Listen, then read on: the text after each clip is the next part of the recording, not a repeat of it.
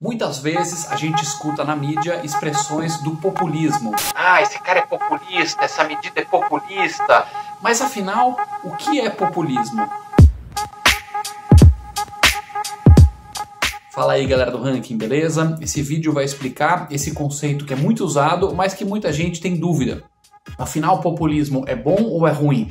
O que ele é? Populismo é de esquerda? Populismo é de direita? Pois bem, a primeira coisa a entender de populismo é que ele não é uma ideologia com uma proposta específica. Então não tem tipo, os populistas eles acreditam em fazer mais pontes, ou aumentar impostos, ou reduzir impostos, ou fazer essa política com aborto, ou pena de morte, qualquer coisa. O populismo é um tempero político, é um método de você atingir o poder, ele não é um conteúdo em si. Então, por isso, o populismo ele pode ser tanto de direita quanto de esquerda. No caso da direita, ele costuma aparecer mais em ideologias nacionalistas. Quando ele é de esquerda, ele costuma aparecer mais em ideologias socialistas. Mas é um fenômeno que pode aparecer nos dois. Assim como, por exemplo, você pode fazer um frango com molho mostarda, ou você pode fazer uma carne com molho mostarda. Você sabe que frango e carne são coisas diferentes, o conteúdo é diferente, mas você pode colocar o mesmo molho, você pode colocar o mesmo tempero nos dois, não quer dizer que um prato vai ser igual ao outro, assim como na política.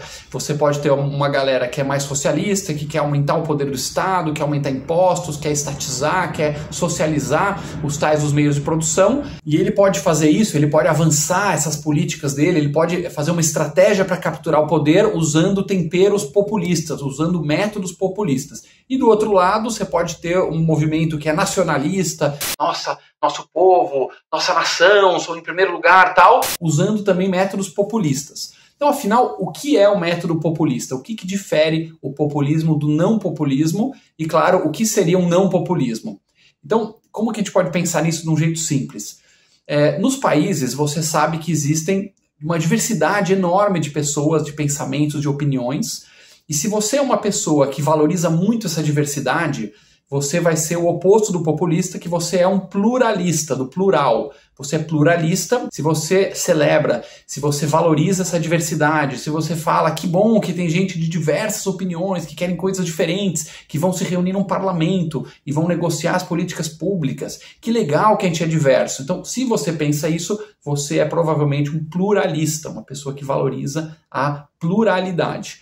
O populista, por outro lado, ele tem basicamente duas características, e por isso que você vai encontrar ele em líderes muito variados com diversas ideologias. A primeira característica, que é a mais importante, ele divide a população em dois grupos. Então sempre tem dois grupos. Um grupo, que claro é o que ele representa, ele vai chamar de povo. Claro que o Brasil tem o povo, tem 220 milhões de pessoas aproximadamente, mas o populista ele nunca vai falar povo em nome de todo mundo. Povo é a galera que está com ele, é a galera que representa a verdadeira nação, que representa os verdadeiros interesses. E do outro lado ele vai sempre apontar um antipovo. Então o populista sempre tem isso, é o povo que é o verdadeiro, que está comigo, que acredita nas mesmas coisas que eu e que eu represento, né? O populista sempre vai ser ele o representante do verdadeiro povo. E do outro lado vai ter sempre um antipovo, que ele nunca vai usar essa palavra, claro, ele costuma chamar de as elites. Tem as elites, tem o establishment, tem aqueles caras lá.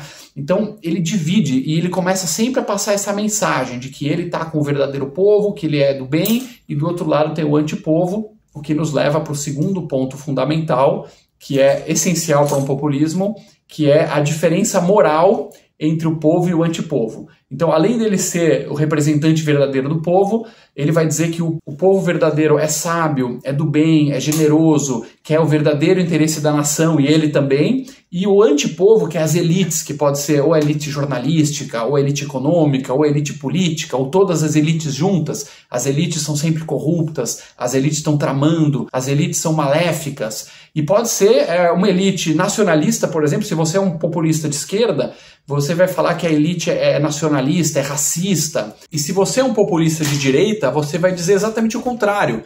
Essas elites internacionais, cosmopolitas, que querem vender a nossa soberania nacional. Então, note que sempre existe o verdadeiro povo, que é a maioria que está com cara, mesmo que não seja uma maioria de verdade, porque para o populista não interessa se é a maioria que está com ele, se ele ganhou a eleição, se não ganhou. O que interessa é que se você está com ele, você é o verdadeiro povo, e se você não está com ele, você é das elites ou manipulado pelas elites. E não interessa o sabor de que lado que você vem como populista.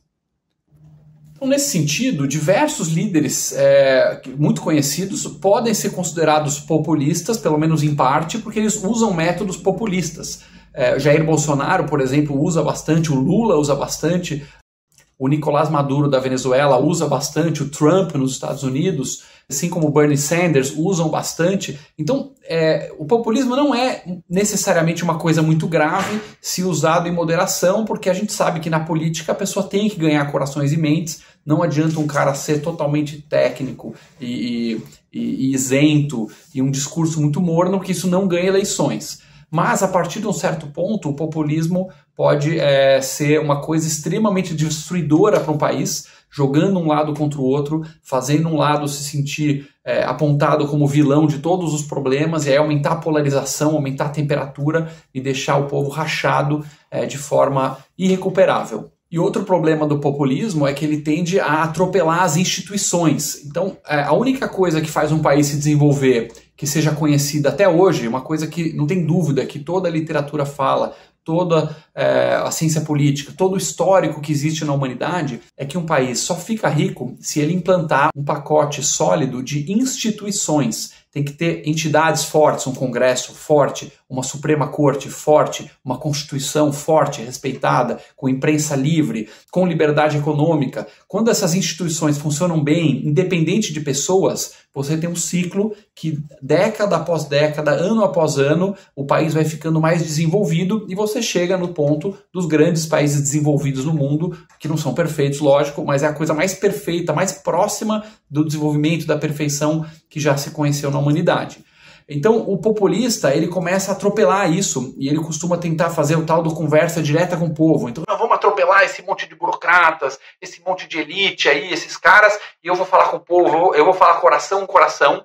E aí ele começa a minar essas instituições, começa a devastar isso, e não tem país que sobreviva a esse tipo de situação.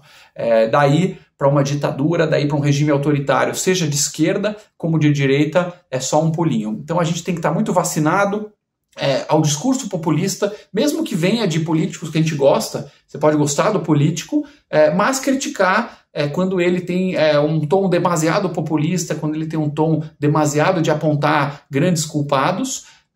E assim a gente vai tendo uma política mais centrista, mais um pouco centro-esquerda, um pouco centro-direita, debatendo um pouco mais ideias, mas com respeito, que é o que precisa para qualquer país ir para frente. Então tá aí o vídeo, pessoal, sobre populismo. Espero que tenham gostado. Coloque aqui os comentários quais líderes você considera populistas ou não populistas. E se você gostou desse vídeo, siga o Ranking dos Políticos nas redes sociais.